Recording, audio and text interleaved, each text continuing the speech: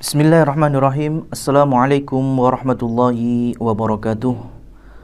Hamdan wa syukran lillah. Asyhadu an la ilaha illallah wa asyhadu anna Muhammadan abduhu wa rasuluh. Ma'asyiral muslimin wal muslimat, lebih khususnya para penonton YouTube channel Yasin Camp. Alhamdulillah, kita akan melanjutkan perkara jahiliyah dari kitab Masail Jahiliyah, poin yang ke-52, yaitu di antara sifat ataupun karakter orang-orang jahiliyah, yakni mereka mencela hikmah Allah Subhanahu wa ta'ala. Di antara sifat dan asmaul husna Allah, dialah Maha Al-Hakim, yaitu yang punya hikmah. Dan apa sejatinya orang yang punya hikmah? Tentunya dari sisi bahasa Arab didefinisikan wadha' as-syai' ala maudhi'ihi, meletakkan perkara ataupun sesuatu pada tempatnya. Jadi orang itu kalau jauh daripada zalim, pasti dia menempatkan sesuatu tepat pada tempatnya. Apalagi ini Rabbul Alamin, Allah Azza wa Jalla. Beliau Maha Al-Hakim. Jadi tidak mungkin Allah memiliki sifat zalim. Dan dalam hadis qudsi, Allah sendiri menyatakan bahwa sesungguhnya telah aku haramkan karakter zalim pada diriku. Haramtu dzulma, yaitu Allah sendiri yang menyatakan Allah tidak mungkin zalim. Allah pasti adil di dalam menghukumi. Allah pasti berada di luar apa yang dipikirkan oleh makhluk-makhluknya. Jadi jangan disamakan keadilan antar manusia dengan keadilan yang Allah berikan nanti. Kalau kita memberikan keadilan mungkin, karena masih ada kerabat, ini masih ada hubungan baik, dulu pernah menolong saya, inilah keputusanku, inilah keadilanku. Enggak seperti itu. Allah enggak seperti yang kita bayangkan. Adil nih harus seperti ini, adil harus sama rata, adil harus semuanya merasakan ini dan itu. Enggak. Nah, terus bagaimana? Wallahu a'lam bishawab, ya, karena pikiran kita tidak mampu sampai mengetahui secara utuh keadaan Allah. Tapi kita wajib meyakini bahwa Allah itu Maha Hikmah. Sebagaimana Quran surat Thaha ayat yang ke-50, Allah Subhanahu wa ta'ala berfirman, a'ta kulla syai'in khalqahu tsumma hada. Jadi Allah memberikan kepada apa saja yang dibentuk dan diciptakan. Ini juga menunjukkan Allah itu Al-Khaliq, Al-Bari, yang mewujudkan yang sebelumnya tidak ada. Dan semua makhluk yang Allah ciptakan pasti Allah berikan petunjuk, pasti Allah berikan hidayah dalam arti secara bahasa. Lah, tidak semua kita mengetahui hikmahnya apa. Contohnya, sekarang kita masih ada di musim pandemi dengan izin Allah, dan kita pun berdoa, Allahumma rfa' hadzal bala wa hadzal waba. Ya Allah, angkatlah wabah ini, angkatlah pandemi ini, musibah ini. Ya, meskipun kita tidak menyalahkan juga beberapa ijtihad para ulama, jangan berdoa semacam ini. Kenapa? Karena masa kita berdoa untuk perkara, kalau kita berada di tengah-tengah itu dan wafat di tengah-tengah pandemi, ya, karena corona, wafat karena virus ini, maka insya Allah tergolong dengan pahala syahid.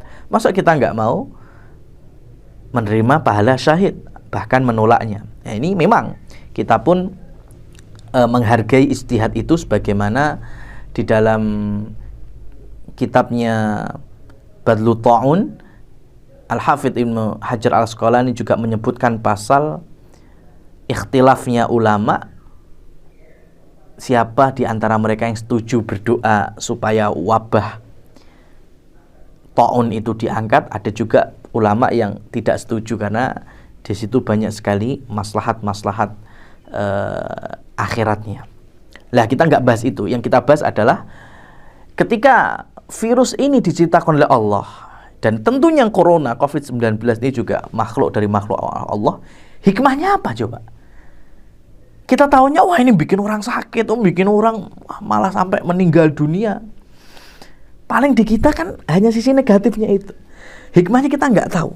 Bahkan sampai ada yang syubhat-syubhat dari dulu sampai sekarang. Kenapa Allah ciptakan anjing padahal Islam mengharamkan anjing? Kenapa Allah ciptakan babi? Nah ini kita nggak tahu hikmahnya memang.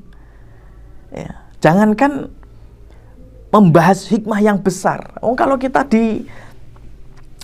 disadurkan terkait dengan rantai makanan, terkait dengan ekosistem, ya stabilnya suatu ekosistem, mungkin baru kita tahu kenapa ada babi itu ternyata fungsinya seperti ini, anjing fungsinya seperti ini, macam-macam. Maka jangan salah meyakini bahwa ketika Allah ciptakan nyamuk, ciptakan lalat untuk apa? Pada yang mengurai bakteri ya mereka dari golongan mereka.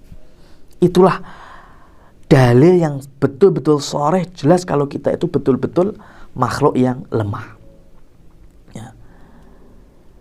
Allah Subhanahu wa taala juga berfirman, "Wa ma khalaqnas samaa'a wal arda wa ma bainahuma la'ibin." Dan tidaklah Allah menciptakan langit beserta isinya, bumi beserta isinya ini la'ibin, hanya untuk main-main aja. Kalau bahasa kita sekarang iseng. Allah ciptakan ini apa? Oh iseng. Allah ciptakan ini. Ya. Mungkin Allah lagi pengen itu. Nggak seperti itu. Pasti ada hikmahnya. Dan orang-orang jahiliyah tidak meyakini ini. Ketika ada halal, ada haram, ya, mereka nggak tahu hikmahnya. Mereka mengkafirkan dan mereka mengingkari Allah Subhanahu wa ta'ala. Dan ini berat sekali kok konsekuensinya.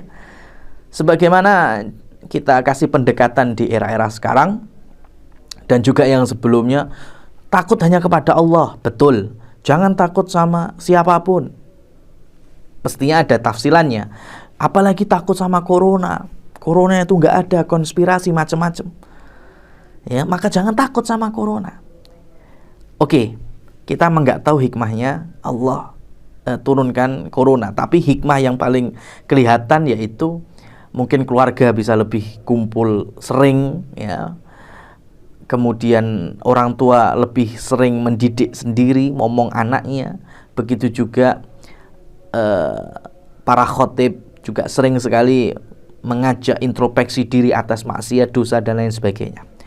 Tapi masalahnya orang-orang yang menyatakan bahwa saya tidak takut corona, saya hanya takut kepada Allah, kita dapati banyak di antara mereka yang perempuannya belum nutup aurat, laki-lakinya masih melakukan dosa-dosa, kadang sholat juga nggak terjaga, sholat wajibnya, kadang ada yang masih rokokan, ya, kemudian masih berbuat dosa-dosa besar seperti halnya pekerjaannya dan nafkahnya dari riba, kendaraannya riba, rumahnya riba.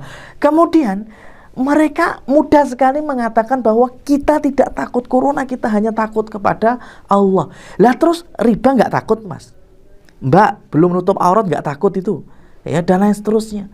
Jadi nggak, apa istilahnya, nggak masuk di akal. Satu sisi nggak takut corona, hanya takut Allah, tapi maksiat-maksiat, dosa-dosa diterjang. Ya. Maka ini kita ajak bahwa semuanya ini pasti ada hikmahnya. Kita tahu sekarang, kita tahu nanti 10 tahun berikutnya, 20 tahun berikutnya, dan seterusnya. Sekali lagi bahwa Allah sebagai Al-Hakim, maha bijaksana, ya, maha super adil, yang mana manusia itu tidak mungkin dibiarkan begitu saja. Karena di dalam surat Al-Qiyamah Allah Subhanahu wa taala berfirman, ayahsabul insanu ayyutraka sudah. Jadi orang-orang jahiliyah, orang-orang yang ingkar itu mengira bahwasanya kalau sudah mati sudah, selesai. Ini yang harus kita pikirkan. Orang-orang yang tidak meyakini Allah, tidak meyakini hari pembalasan, tidak meyakini hari kiamat, yaumul hisab, ditimbang segala amal perbuatan, kemudian berujung surga atau neraka. Mereka tidak yakin itu. Sehingga ketika kematian itu mereka hadapi, ya sudah. Orang yang masih hidup di antara mereka yang ingkar, meyakini, selesai sudah. Padahal yang mati itu baru tahu, inilah hakikat hikmah kenapa kita diciptakan oleh Allah dan diberikan anugerah nafas hidup di muka bumi selama sekian tahun ini. Wa ma khalaqtul jinna wal insa illa liya'budun. Ternyata memang diminta untuk ibadah, tapi tidak mau. Karena selama hidup tidak meyakini nanti Allah akan membalasnya.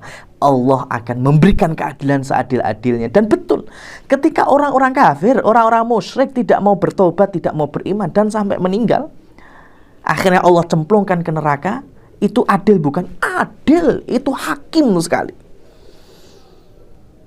Ya. Jadi orang Allah masukkan hambanya ke surga itu atas keadilan Allah, ya, atas al-hakimnya Allah.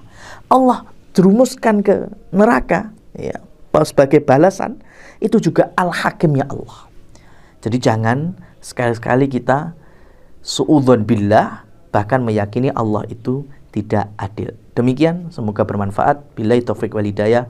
Wassalamualaikum warahmatullahi wabarakatuh.